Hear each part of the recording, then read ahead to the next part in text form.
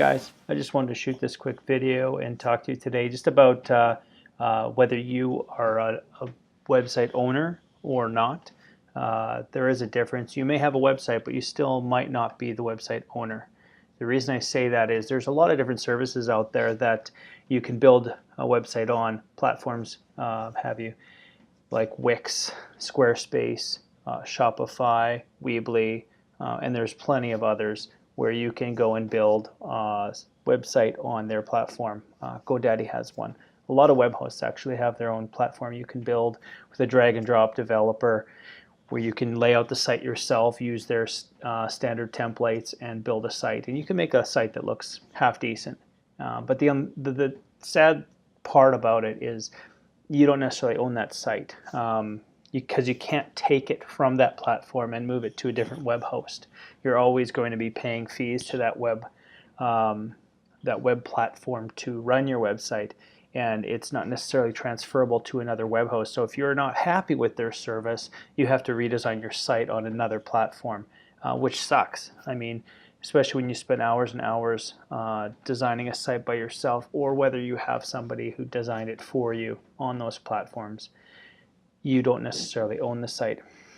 So there's usually when you go through a web developer, web designer, they'll have a platform as well, but you don't necessarily own it either.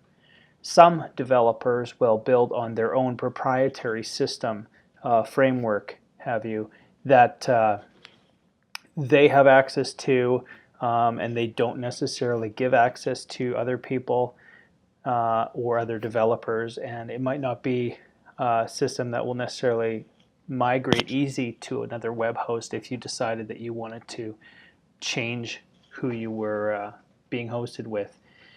So what I recommend obviously is a platform such as WordPress, Magento, Joomla. There's lots of different platforms out there. Drupal is one. I obviously recommend WordPress. It's what we use. Over 30% of the whole world's websites are run on WordPress because it is such a strong framework. There's countless plugins to do whatever you want. For small business, that's a big thing because custom coding can become expensive. So you want to have a platform that is easily adaptable, and you can put modules and plugins on to do what you want to do. So I recommend WordPress. We build on WordPress. We build on Joomla because it's a system, a framework that can be transferred. It's not proprietary. You didn't want to, web host with us tomorrow. You take your site and you can go to another web host that can provide you service as well. So there's a huge difference. Just to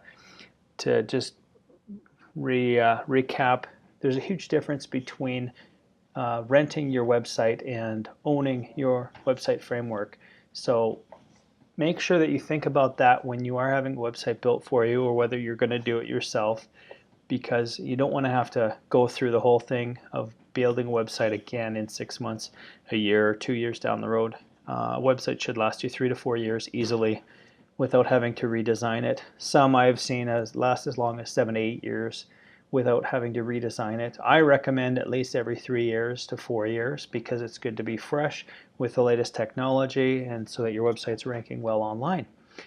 For more tips, just stay tuned to our channel, our Facebook page, just so you have the information you need to create a website that is going to reach customers online for your small business. Cheers.